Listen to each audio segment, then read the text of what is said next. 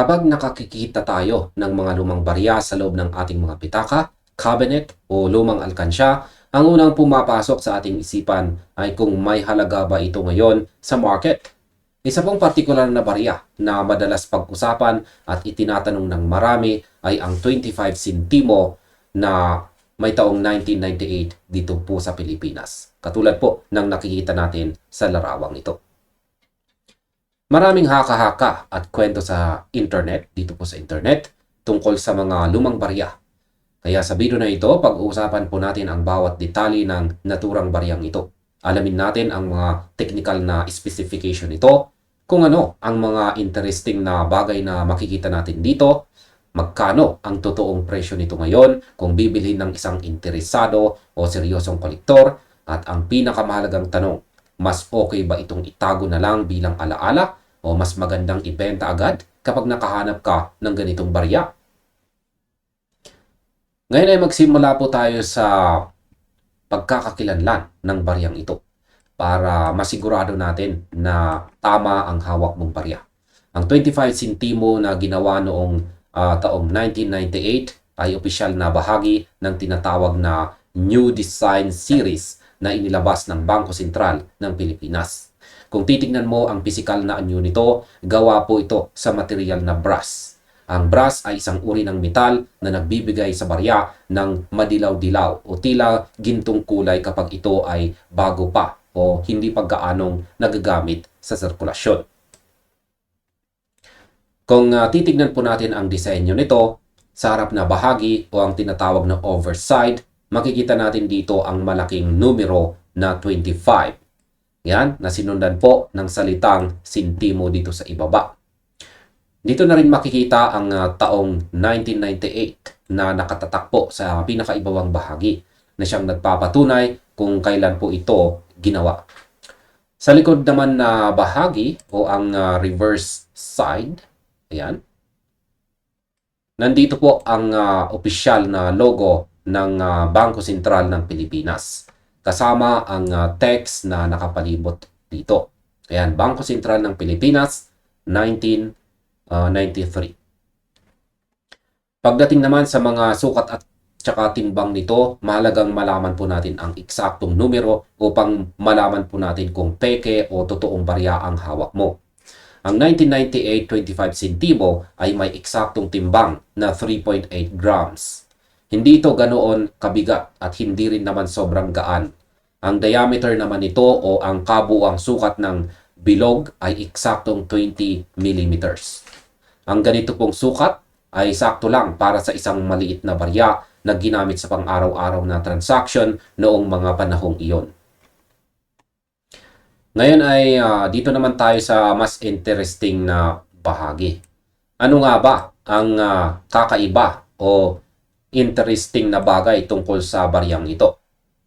Ang pinaka-interesting na aspeto ng 25 centimo 1998 ay ang historical context nito bilang bahagi ng New Design Series ng Bangko Sentral ng Pilipinas. Ang seryeng ito ng mga barya ay nagre-representa ng isang mahalagang panahon sa ekonomiya at sirkulasyon ng pera dito sa ating bansa, kung saan binago ang mga disenyo upang maging mas moderno at mas madaling kilalanin ng publiko. Ang paggamit po ng brass material ay nagbigay din po sa kanya ng natatanging kulay kumpara sa ibang mas malalaking halaga ng barya na karaniwang kulay pilak o nickel ang itsura. Ngunit sa kabila ng pagiging bahagi nito ng kasaysayan, ang baryang ito ay walang tinatawag na numismatic premium. Ibig sabihin, wala po itong espesyal na error sa pagkakagawa, walang kakaibang metal variant, at hindi rin ito itinuturing na rare o madalang na barya. Ginawa ito sa napakalaking bilang para magamit ng bawat Pilipino sa kanilang araw-araw na pamamalengke o pagbabayad sa jeep noong katapusan po ng dekada 90s. Yan, 1990. Dahil dito ay dumako naman po tayo sa pinaka-inaabangang tanong ng lahat. Magkano nga ba ang halaga nito ngayon kung bibilhin ng isang interesadong kolektor? Base po sa opisyal at totoong datos ng market ng numismatics o coin collecting, ang 1998 25 centimo ay kasalukuyang nagtataglay lamang po ng face value nito na eksaktong 25 centimo na rin. Ibig sabihin, ang halaga po nito ay katumbas pa rin ng nakasulat sa kanyang mukha. Kung ang barya mo ay nanggaling na sa sirkulasyon, ibig sabihin ay marami na itong gasgas, madumi na o maitim na dahil nagamit na ng maraming tao. Kaya ang halaga nito sa pangkalahatan ay hindi po tataas sa 25 centimo. Ngayon ay maaaring makakita ka ng mga listahan sa mga sikat na collector sites tulad po ng Numista o NGC kung saan may mga nagbebenta o nagpapakita ng ganitong barya. Sa mga platform na ito, ang mga piraso na nasa mint condition o yung mga tinatawag na uncirculated, ibig sabihin ay mukhang bago pa, walang gasgas at napanatili ang original na kintab mula sa planta, ay maaari pong ilista yan ng mga nagbebenta. Subalit kahit na nasa perpektong kondisyon pa ang barya, sa pangkalahatan ay hindi pa rin ito nagtataglay ng mataas na halagang pera. Hindi po ito tulad ng ibang sinaunang barya na nagkakahalaga ng libo-libong piso dahil lamang sa ito ay luma na. Ang pagiging luma ng isang barya ay hindi po laging nangangahulugan na ito ay mahal. Dahil po sa katotohanan ito, ano ngayon ang pinakamagandang gawin kung sakaling may makita kang ganitong barya sa iyong bahay? Mas okay ba itong itago na lang o mas mabuting ibenta sa isang kolektor? Kung ang layunin mo ay kumita ng malaking halaga ng pera, ang pagbebenta nito sa isang kolektor ay maaring hindi maging sulit sa iyong oras at pamasahe. Dahil nga ang market value nito ay karaniwang nasa 25 centimo lamang, napakababa ng tsansa na may kolektor na magbabayad ng malaking halaga para rito. Lalo na kung marami pa namang ganitong barya ang madaling mahanap sa iba't ibang lugar.